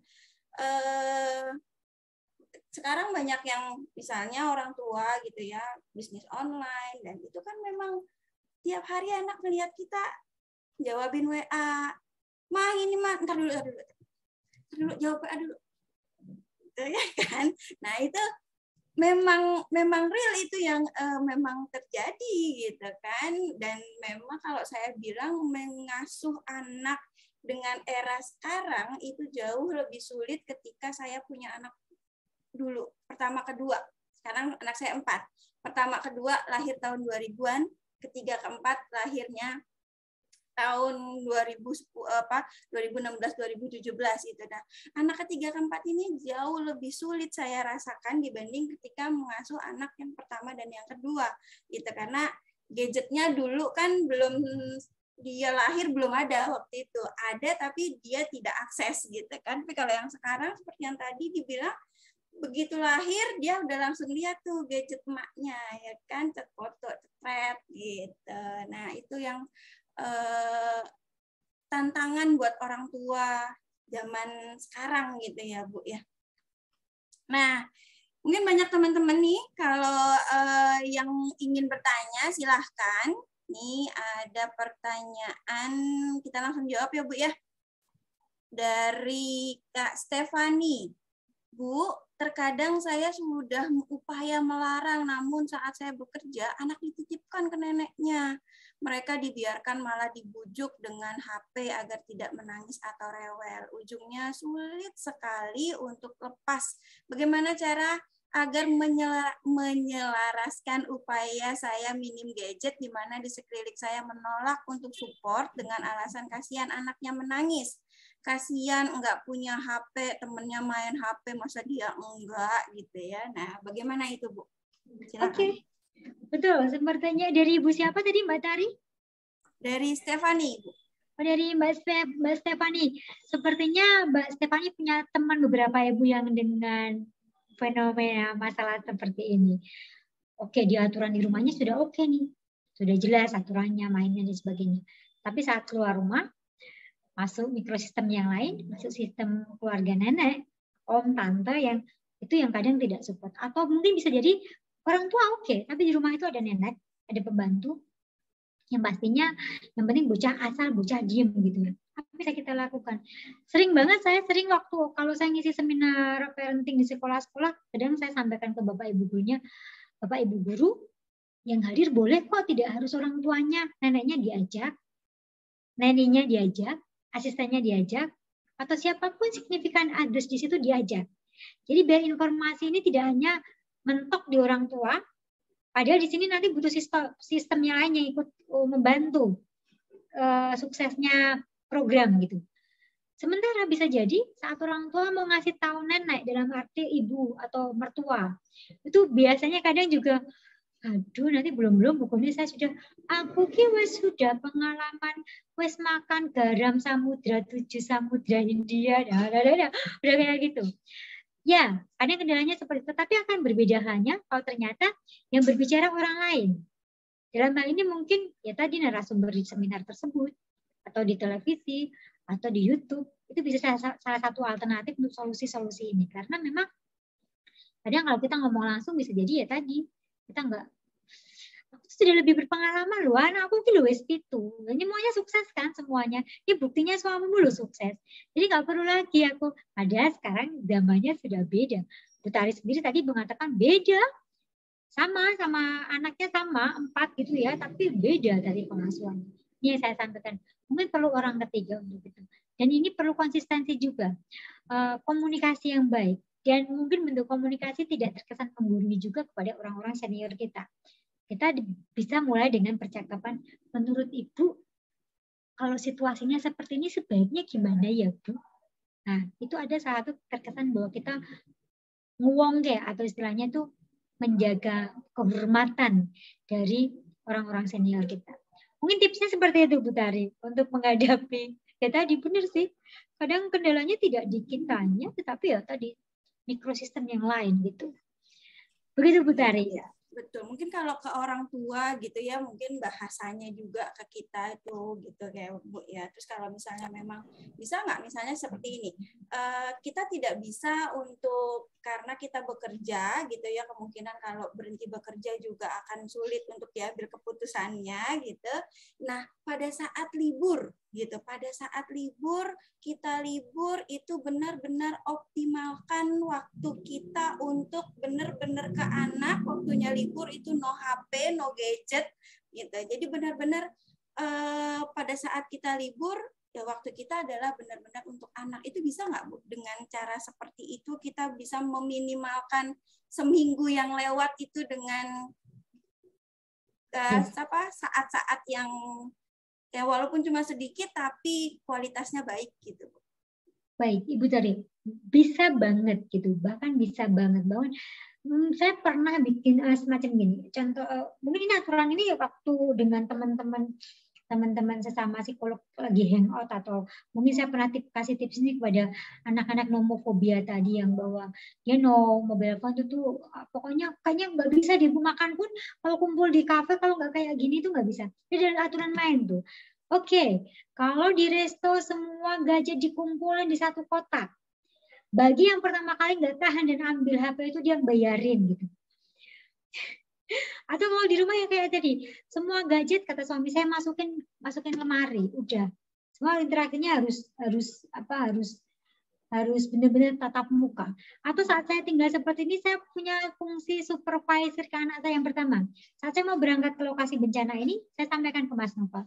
Mas Nova, minta tolong kondisikan adik ya, karena biasanya kalau saya ada, saya yang kondisikan. Atau kalau ada asisten yang kondisikan. Hari Minggu nggak ada asisten. Yang ada Mas Nova minta tolong kondisikan adik, pastikan nanti bla bla. Oke, jadi nanti ada fungsi lagi. Bahkan saya fungsi controllingnya ya lewat di jam-jam tertentu saya cek online nggak mereka gitu kan. Kalau online apa saya pasti Mbak Nesa gitu panggil, Mas Nandra gitu, atau itu sebetulnya dia tahu itu itu warning. Habis itu saya dapat report dari kakaknya pulang kerja. Bagaimana tadi kondisi rumah hari ini sayang? Apa cerita hari ini? Mereka bercerita satu sama lain. Jadi memang betul. Bahkan Bu Tari tidak harus nunggu hari Minggu. Hari-hari kerja pun bagi ibu-ibu yang bekerja memang pulangnya malam gitu ya. Saya bisa bayangkan. Pulangnya malam, kita juga kadang kan butuh waktu nih. Pastikan dong sebelum sama mereka, ayo selesaikan kita dulu gitu. Sehingga saat ketemu sama mereka, ya kita selesai. Kita benar-benar hadir sepenuhnya. Sama seperti tadi malam saya di lokasi bencana sampai jam 8. Saya pulang. Sebelum saya pastikan saya beres dulu. Saya beresnya apa? Ya mandi itu membereskan diri. Mandi itu self-care saya sambil bersenandung dan sebagainya. Baru saya ketemu anak-anak, udah selesai, gadget ditaruh. Kita ngobrol. Saya cerita pengalaman di bencana, saya ngobrol tentang bla bla bla bla.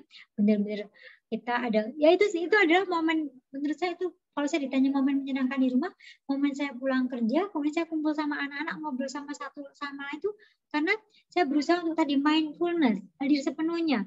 No gadget, saya tatap mata mereka ngobrol sama saya, kita bahas satu persatu pengalaman mereka sehari-hari, kemudian kita kasih masukan satu sama, itu adalah momen indah menurut saya. Jadi mungkin bisa jadi nggak harus nunggu sampai hari Minggu, tapi kalau benar-benar quality time-nya, ingat, lakukan itu dengan mindfulness, dengan penuh kesadaran, dengan benar-benar, memang mindfulness itu perlu dilatih ya. Tapi kalau sudah jadi habit kita itu ya otomatis, dan itu efeknya luar biasa. Sedikit, sebentar, tapi kena gitu Bu Tari. Itu Bu Tari.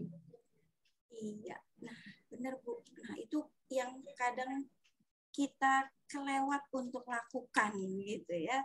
Terlewat kadang itu untuk ibu yang bekerja sudah pasti gitu ya, waktu anak berkurang. Nah, ya. Untuk ibu-ibu yang ada di rumah aja juga belum tentu kok melakukan yang waktunya 24 jam ada di rumah untuk anak, itu ngobrol asik dengan anak juga itu banyak kelewatnya untuk dilakukan gitu, untuk kita nih ibu-ibu yang zaman sekarang gitu ya, dan ayo kita rubah, pastinya akan ada effort yang luar biasa keras gitu ya Bu ya untuk awal-awal. Tapi pelan-pelan kita berproses untuk kemudian nanti akhirnya menjadi lebih baik gitu ya Bu ya. Ya. Oke, ini ada pertanyaan lagi dari Kak Niken. Assalamualaikum, izin bertanya, anaknya umur 2 tahun, anaknya 2, usia 5 tahun dan 6 tahun. Yang pertama pertanyaannya, saya sering terpaksa memberikan gadget ke adik di saat saya harus menemani kakak sekolah online agar kondisi kondusif untuk kakak belajar. Bagaimana sikap yang sebaiknya harus saya lakukan untuk adik tanpa harus memberikannya gadget? Kondisi di rumah kami hanya bertiga, suami bekerja. Langsung ke pertanyaan kedua ya Bu ya. Screen time untuk anak usia dini sebaiknya tidak boleh lebih dari 1 jam. Bagaimana tips dan triknya untuk mengatur waktu anak dalam 1 hari untuk bermain tanpa gadget dengan bermain dengan gadget maksimal hanya 1 jam saja?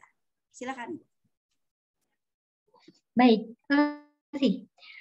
Bapak Ibu, sebenarnya sebelum kita ngasih gadget ke anak-anak kita, itu kita bisa kumpulin dan kita bisa bikin aturan main dulu. Jadi sebaiknya, karena anak saya kan masih dini Bu, berapa usianya? Anak saat sudah bisa diajak kasih, terus dia sudah paham aturan-aturan main itu. Ya ini sebaiknya sebelum benar-benar kita ngasih gadget, di awal ada aturan main di rumah ini seperti ini loh. boleh main gadget, bla bla bla. Nah, pertanyaannya tadi, bagaimana kalau saat mendampingi anak yang lebih besar, si adik ini supaya tidak teralihkan? Sebenarnya kalau saya bilang banyak alternatif mainan lain yang tidak harus gadget, yang mungkin sebenarnya menarik. Yang memang sekali lagi seperti Bu Tari sampaikan, butuh effort ini. Butuh effort lebih, butuh kreativitas lebih. Yang contoh nih, kakak belajar online jam segini, tapi adik itu biasanya ganggu, dia akan bla bla bla. Ya ini harusnya kita sudah punya planning di saat-saat jam kakak belajar online ini, kita sebelumnya sudah planningkan, persiapan mainan lain, di mana mainan ini jauh lebih menarik dari gadget, yang pasti dia suka. Sehingga saat jam online itu muncul, dia sudah asik dengan mainannya. Berkreasi, dan mainan-mainan ini banyak yang bisa kita nggak harus beli tapi ambil di sekitar kita, yang bisa jauh lebih menarik. Dan biasanya memang agak bikin repotnya dengan bikin berantakan dan kotor, itu pasti. Effort yang dimaksudkan seperti ini, kita mungkin akan jauh lebih punya tenaga jauh untuk lebih beresinnya dan sebagainya, itu emang ribet, tetapi dampaknya akan jauh lebih positif bagi anak kita. Atau kan tadi ada aturan main, boleh kok, masih boleh main gadget. Tapi sebelum disampaikan di adik ini, adik nanti kalau mama sudah pasang kasih kode ding ding gitu, berarti sudah selesai ya, mainannya selesai ya. Jadi saat kita mungkin juga fokus ke anak kita yang lagi belajar, kita tetap sadar waktu bahwa oh si adik ini pegang gadgetnya udah lama nih, harus kasih kode. Tetap seperti itu. Jadi sepertinya Bu Tari harusnya kita dari awal memang kondisikan ini. Dari awal memang berkomunikasi, dari awal memang ada aturan main yang jelas. Dan anak-anak kita itu keren kok. Bisa kok diajak untuk bikin aturan main. Dengan catatan konsekuensinya jelas. Nggak sekedar aturan main loh ya. Aturannya jelas, tapi nggak ada konsekuensi, sama aja bohong. Aturan mainnya jelas, ada konsekuensinya, tapi konsekuensinya tidak korelasi dengan aturannya. Contoh nih, konsekuensi yang tidak korelasi adalah anak kita tiba-tiba memecahkan piring saat mau makan, piang gitu. Konsekuensinya ternyata mulai besok uang jajannya dikurangi. Sesuai nggak? Relevan nggak? Nggak sesuai dan tidak relevan. Ini yang saya maksudkan, sebaiknya konsekuensi itu relevan. Jadi waktu saya kumpulkan anak-anak saya, terus kita bahas bahwa ternyata evaluasinya selama seminggu ini main gadgetnya sudah melampaui batas. Saya tidak akan langsung berikan konsekuensi reinforcement positif negatif, tidak. Saya akan tanya, Mas, Mbak, kira-kira jika seperti ini, apa yang Mas lakukan? Apa ya? Kadang kan gitu ya, mereka suka ngeles, apa ya? Aku mau ini aja deh, uang jajannya dikurangi. Saya akan sampaikan, menurut Mbak Nesa, apakah uang jajan itu berhubungan sama gadget gitu. Kalau kita bahasa anak-anak kan bukan konsekuensi ya, harus ngobrol sama mereka tuh harus bahasanya juga disesuaikan dengan usia mereka. Apakah uang jajan itu berhubungan dengan waktunya main gadget? Ayo, yang lain coba gitu. Jadi anak pun akhirnya diajak berpikir kritis untuk menyelesaikan masalah mereka. Jadi akhirnya, oke ya sudah, kalau gitu besok uang mainnya dikurangi lagi sampai dia muncul sendiri konsekuensinya. Dan saya pastikan Bapak Ibu kalau ini sudah dialog dan sampai anak muncul sendiri untuk konsekuensi logisnya, ini jauh lebih efektif dan jauh lebih dipatuhi. Dibandingkan kita yang bilang, oke, karena kamu main gadget kelebihan, maka mulai besok HP disita. Mulai besok itu nggak efektif. Tetapi saat kita ajak ngobrol anak-anak dan mereka akhirnya menelurkan ide-ide mereka untuk tahu sendiri konsekuensinya apa, dan ini ternyata jauh lebih efektif. Yang saya alami seperti itu. Dan saya juga kok yakin kalau ibu bapak menerapkan ini pun jauh lebih efektif. Karena mereka terlibat dalam pengambilan keputusan, dan itu keputusan mereka loh. Dan mereka akan jauh lebih mematuhi dibandingkan semuanya top down dari kita semua. Begitu pertanyaan. Nah, ini pertanyaannya banyak nih Bu. Saya minum dulu ya. Iya, silakan, silahkan. Ini ada pertanyaan menarik nih Bu dari Kak Resti di Karawang. Bu Gones izin bertanya, anak saya masih 16 bulan dan kebetulan sudah bicara HP katanya. Bahkan ketika saya dan suami sepakat untuk nggak pakai HP di depannya, anak masih tetap minta HP. dengar nada dering WA masuk, langsung matanya nengok ke sumber suara dan langsung nangis minta HP. Selain itu, saya dan suami juga suka ngasih kode kalau nyebut HP itu jadi strawberry. Karena anak saya ketika mendengar kami bicara HP, dia langsung minta HP. Nah, sudah saya alihkan ke Smart Hafiz, tapi tetap minta HP. Bagaimana ya Bu cara menyikapinya? Gimana quality time dengan kami sangat terbatas karena saya dan suami bekerja. Silakan Bu. Oke. 18 bulan ya, 1,5 tahun. Jadi sudah HP. Kosa kata yang ada HP. Lucu banget itu. Jadi gini, kita harus pahami dulu nih. Kadang Bapak Ibu, kita tuh pakai kacamata orang dewasa untuk melihat sudut pandang anak kita. Artinya seperti ini. 18 tahun, kita harus tahu yang dia maksudkan HP seperti ini, seperti apa, yang menariknya HP bagi dia itu apa gitu. Jadi kita harus paham dulu sudut pandang anak kita sebelum kita akhirnya masuk ke dalam dunianya.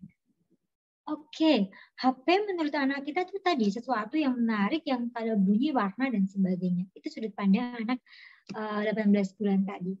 Kemudian kita mau lihat nih, saat dia pegang HP itu apa yang menarik bagi dia? Apa yang dia buka? Apakah nadanya, warnanya, bentuknya? Kenapa? Karena Bapak Ibu perlu saya informasikan 0-2 tahun anak-anak itu lagi taraf sensorik motorik. Jadi apa-apa tuh dia akan pegang, dengar, raba gitu ya. Itu khasnya anak 0-2 tahun ini. Apakah ada pengalaman menarik saat dia pegang HP ini karena teksturnya halus? Atau karena saat dipegang tadi ada bunyinya? Itu harus kita pahami dulu. Itu kita lagi mencoba pakai kacamata anak 0-2 tahun ini. Karena kalau kita pakai kacamata orang dewasa berat.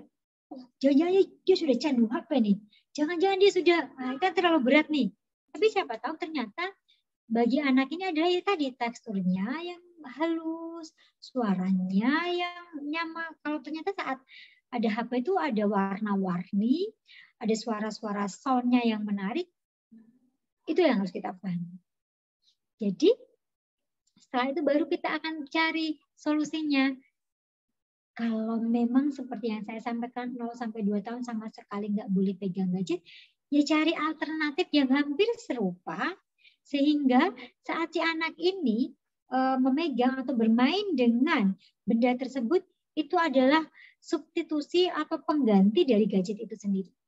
Itu ya ini dibutuhkan kemampuan observasi kita, analisa kita sehingga kita mengambil keputusan yang jelas.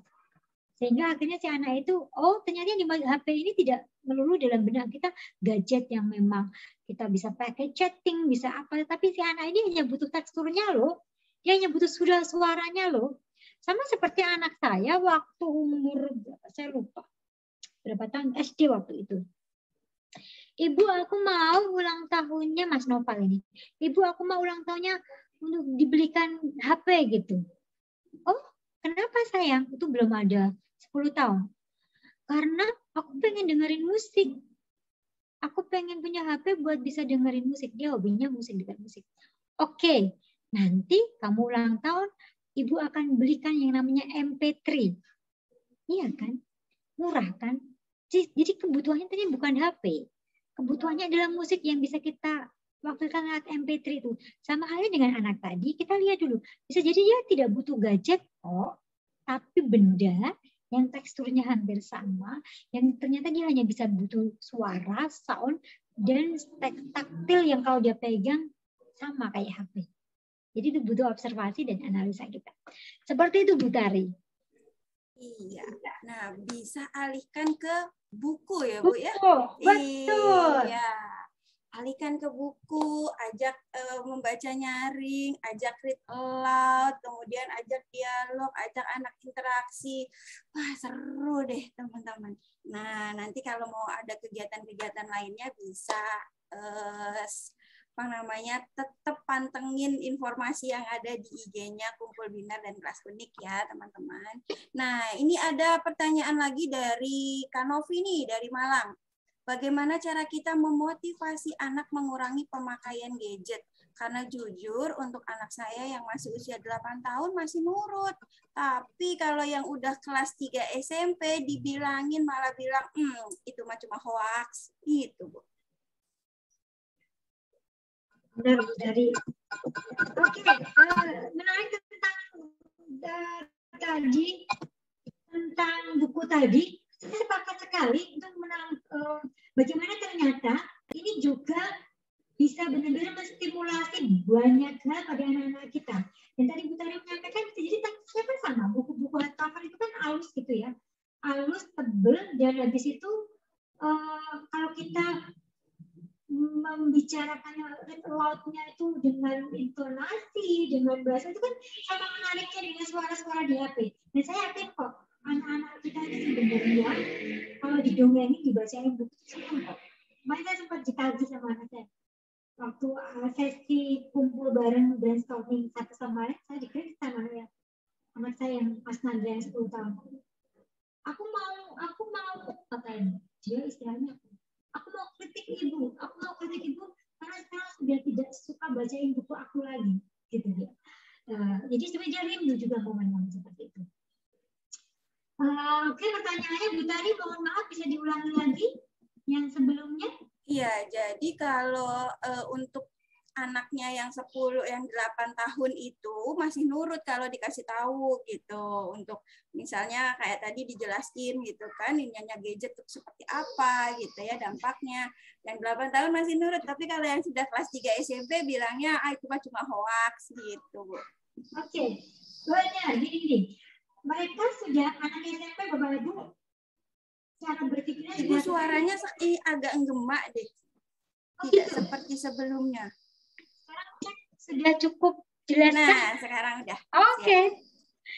Jadi kita ini perlunya belajar, kita orang tua itu harus belajar sepanjang hayat ternyata. Termasuk saat menghadapi anak-anak kita dengan berbagai kohort, berbagai rentang usia dengan tumbuh kembangnya yang berbeda-beda. Khusus anak yang SMP karena tadi anak SMP ada cara berpikirnya kritis, cara berpikirnya itu sudah mulai dia mencoba menunjukkan egosentrismenya, dia mencoba untuk menunjukkan keakuannya, dia pasti nggak akan serta-merta mau menerima apapun informasi dari kita. Itulah sebabnya kalau dengan anak-anak usia ini akan tepatnya tidak top down, Bu, tetapi kita ajak diskusi, kita ajak sharing dengan mengawali dialognya dengan percakapan seperti ini. Menurut Mas, baiknya gimana ya? Menurutmu ada informasi kayak gini, kira-kira benar nggak ya? Kalau nggak benar, coba kita cari infonya bareng-bareng yuk. Atau menurutmu, atau kalau kamu bilang hoax, coba deh kamu cari yang benar seperti apa. Nah, ini adalah cara-cara trik-trik kita saat berkomunikasi dengan anak-anak remaja kita. Karena dia sudah berpikirnya jauh lebih kritis. Dan ini menarik, dan kita pun harus juga membekali diri kita dengan kemampuan-kemampuan literasi yang lebih banyak, sehingga saat jawab mereka pun kita tidak mati gaya dan tidak mati kutu. Atau tips dan triknya kalau ternyata tiba-tiba kita mati gaya dan mati kutu saat ada pertanyaan yang menghujam gitu ya, yang sangat kritis, kita sampaikan. Dan kita boleh kok minta maaf, sayang untuk yang bagian ini Umi, Ibu sepertinya nggak jelas loh, Ibu nggak punya cukup data untuk menjawab ini. Nanti Ibu minta waktu ya buat tanya ke teman Ibu yang lebih pintar, atau Ibu tak coba cari literasi yang lain. Sehingga saat kamu jawaban dari Ibu akan jadi lebih sahih atau lebih jelas, dan kamu nggak akan bilang hoax-hoax lagi karena ini jelas referensinya. Sampaikan seperti itu. Jadi Bapak Ibu, ayo kita tetap bersama-sama bekali diri, mengenali anak-anak kita sesuai dengan tadi tumbuh kembangnya, sesuai dengan kohortnya, sesuai dengan usia kalendernya, karena menghadapi merekanya pun akan tidak sama. Menghadapi anak balita tidak sama dengan remaja, tidak sama dengan dewasa. Butuh tips dan trik dan berbeda. Dan itu dibutuhkan kemampuan kita untuk belajar tentang psikologi perkembangan anak, tentang dinamika psikologis masing-masing anak yang berbeda-beda itu. Jadi ayo tetap baca, belajar. Literasi itu memang akan memperkaya kita untuk menghadapi anak-anak, pengasuhan anak kita dengan berbeda kohort seperti itu. Begitu Bu Tari. Iya. Ya, nah berarti jadi orang tua nggak boleh berhenti untuk belajar ya Bu ya. Betul. Nah, untuk kasih, yang Bu. diskusi ini, apa namanya, kalau diskusi usia berapa sih anak udah mulai bisa diajak untuk diskusi Bu? Kalau saya mau sharing pengalaman sejak dia berkomunikasi aktif, bahkan balita pun sudah bisa diajak diskusi loh. Sesuaikan dengan cara penalaran balita. Kemampuan komunikasinya balita kita. Ditanya dengan sesuai dengan diawali dan menurut Mbak Nesa, kalau seperti itu gimana? Atau sebaiknya gimana? Itu ada merangsang dia untuk akhirnya nggak boleh. Kalau menurutku rebut mainan itu nggak boleh. Jadi harus minta izin dulu. Nah, itu sebenarnya sudah bisa diajak diskusi. Sampai akhirnya kita goalnya sampai aturan main. Seperti itu, Bitari. Oke. Dan gimana waktunya Bu Gone sudah harus? Mohon maaf, saya sudah di calling beberapa kali oleh tim karena untuk persiapan. Saya yakin masih mungkin hari ini banyak yang belum bisa terpuaskan untuk dijawab satu persatu. Mungkin masih ada yang benar-benar, ini saya baca chat juga banyak sekali. Oke. Mohon maaf Bapak Ibu karena kondisi dan situasi di sini yang ternyata memang saya juga ditunggu untuk bergabung bersama teman-teman relawan yang lain untuk bergabung untuk dampingi salah satu korban yang memang butuh, karena traumanya layers. Apa itu layers kayak gini? Traumanya si korban ini setahun yang lalu bapaknya meninggal, 4 bulan yang lalu ibunya meninggal karena COVID, belum genap 4 bulan ini dia sudah namanya mutisme selektif. Dia mengalami kejadian traumatis dari Jumat malam itu, dia ketimbun longsor yang akhirnya membuat kakaknya pun meninggal, sehingga dan sampai saat ini dia belum tahu kalau kakaknya meninggal. Ini yang butuh konsen agak lebih dalam kasus di sini, di Pagentan ini. Dan sekali lagi mohon maaf Bapak Ibu, maksud hati sudah terjadwal sampai jam 1 siang, tetapi dari tadi telepon berbunyi dan kode-kode dari jendela yang mohon maaf. Dan sekali lagi saya atas nama pribadi mohon maaf yang sebesar-besarnya tidak sampai selesai jam 1. Dan terima kasih untuk partisipasi aktifnya Bapak Ibu, dan semoga nanti ada kesempatan lain lagi untuk kita bisa sharing pengalaman apapun itu. Dan Bu Tari sekali lagi mohon maaf. Ditagih nih Bu Gones, ada buka kelas parenting kah Bu di IG atau di Kuluap? Nah, nanti berikutnya ya Bu ya. Oke, baik Bu Tari, mohon maaf semuanya, salam sehat jiwa dari kami di Banjarnegara. Semoga kita semua dalam kondisi sehat, terlindung dari bencana apapun, dan kita bisa memberikan kita kepada keluarga-keluarga kita di rumah kita masing-masing. Bapak Ibu, terima kasih. Akhirul kata, sekali lagi saya Gune Sabtowati mohon diri. Akhirul kata, wassalamualaikum warahmatullahi wabarakatuh. Waalaikumsalam warahmatullahi wabarakatuh. Terima kasih Ibu. Semoga ini bukan pertemuan kita yang pertama dan yang terakhir ya. Semoga masih ada kelas-kelas berikutnya nih bersama dengan Ibu Gones. Nah, teman-teman, tadi kita sudah banyak dapat insight, sudah banyak kita dapat wawasan baru tentang gadget begitu ya. Terkadang ya sudah banyak orang tua yang mungkin sudah tahu kalau kecanduan gadget itu dampaknya seperti apa ke anak, tapi kadang masih kalah dengan anaknya.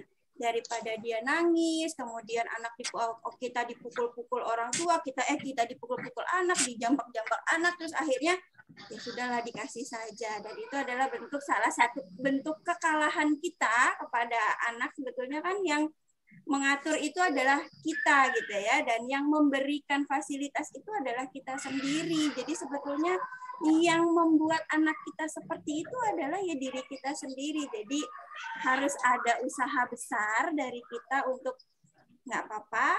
Bukan artinya kita tidak memberikan gadget ini kita tidak sayang kepada anak, tapi adalah bentuk sayang kita kepada anak kita adalah kita tidak memberikan ini atau kita sangat-sangat batasi pemberian gadget. Awal-awal pasti akan ditentang. Tapi lama-lama ketika kita konsisten bahwa mama berkata A dan itu A yang dilakukan, maka anak akan belajar. Oh, kalau mamanya bilang begini pasti akan dilakukan. Jangan ketika kita bilang A, anak berbuat B, kemudian kita berikan C. Nah, itu nanti anak akan, oh tahu nih, mama begini pasti begini. Nangis aja, udah ntar juga dikasih. Itu yang akan dipelajari oleh anak-anak kita. Nah, teman-teman, di kelas unik gitu ya, di kelas unik dan di kumpul binar saya, Mbak Dian, kemudian Kak Iin dan Pak Bagus itu sangat concern untuk bisa kita mengadakan kelas-kelas atau kegiatan-kegiatan yang bisa mengalihkan concern anak kepada gadget, terutama dengan kita mengajak anak untuk cinta dengan buku, untuk anak suka dengan buku, dan bagaimana kita orang tua ini bisa menjadikan diri kita sebagai sosok panutan anak dengan kita mau berusaha konsisten membacakan buku kepada anak. Nah, teman-teman, informasinya setelah kegiatan webinar parenting tentang kecanduan gadget ini, kelas unik ingin memberikan kegiatan yang lain lagi dan juga pastinya seru biar anak-anak nggak nonton gadget terus gitu ya. Ternyata gadget ini juga bisa dimanfaatkan untuk kegiatan yang positif lainnya. Teman-teman bisa bacakan buku lewat gadget, ada banyak cerita-cerita yang menarik dan itu juga bisa diakses dan di-download kalau memang mau memiliki buku fisiknya gitu ya. Itu di Let's Read, di aplikasi Let's Read. Teman-teman bisa akses di www.letsread. Cari aja ke user apa keywordnya adalah itu ya, Let's Read Indonesia. Nah, kemudian ada juga bisa gadget itu digunakan sebagai sarana untuk fasilitas fotografi karena ada kameranya. Nah, kelas unik akan mengadakan kelas fotografi untuk anak. Nah, ini akan di-coaching langsung oleh fotografer profesional yaitu Kak Reski. Temanya adalah tentang transportasi. Dan di kelas ini juga nanti akan dibacakan buku oleh Bu Dian Novitasari. Bukunya apa?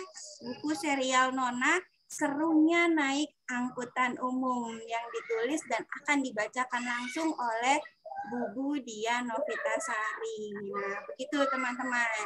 Jadi juga nanti akan ada kelas menggambar juga nanti bersama Kak Aya, bersama Aya. Aya ini baru kelas 6 SD tapi kemampuan gambarnya sudah sangat baik gitu ya. Jadi kami ingin mengajak memberikan alternatif kegiatan untuk anak-anak yang bisa dilakukan dan menyenangkan buat mereka begitu.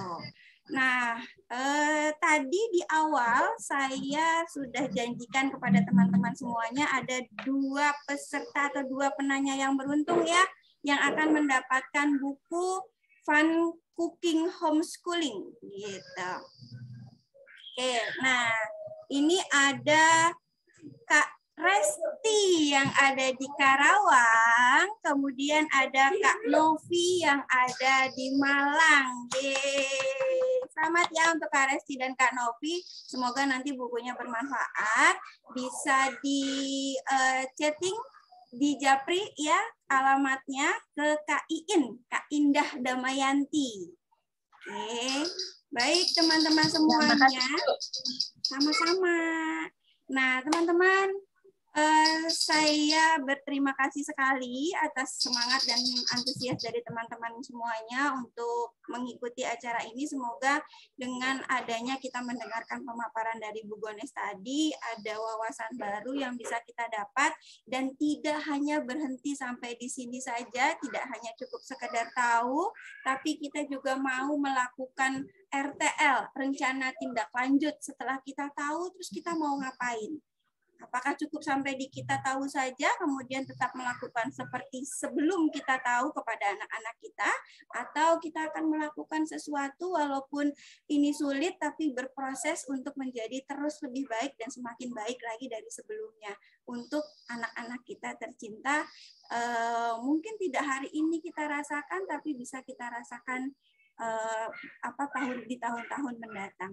Baik teman-teman, terima kasih. Saya ucapkan juga terima kasih kepada kelas unik, kumpul binar, dan teman-teman semuanya yang sudah antusias dan semangat untuk belajar hari ini. Insya Allah pertemuan kita tidak hanya sampai di acara ini saja, karena akan ada banyak sekali kegiatan seru, baik itu untuk orang tua dan juga untuk anak bersama kelas unik dan kumpul binar. Terima kasih sekali lagi teman-teman semuanya. Sampai jumpa di kegiatan berikutnya. Wassalamualaikum warahmatullahi wabarakatuh. Waalaikumsalam warahmatullahi wabarakatuh. Waalaikumsalam, Bu Tari. Makasih Kak Semuanya Tari. ya. Sama-sama. Sama-sama Kak Sita. Sampai jumpa. Aku izin live ya. Oke, terima kasih teman-teman. Terima kasih Bu Gones Aku juga. izin live ya. Makasih ya Bu Gones. Terima kasih Bu Gones.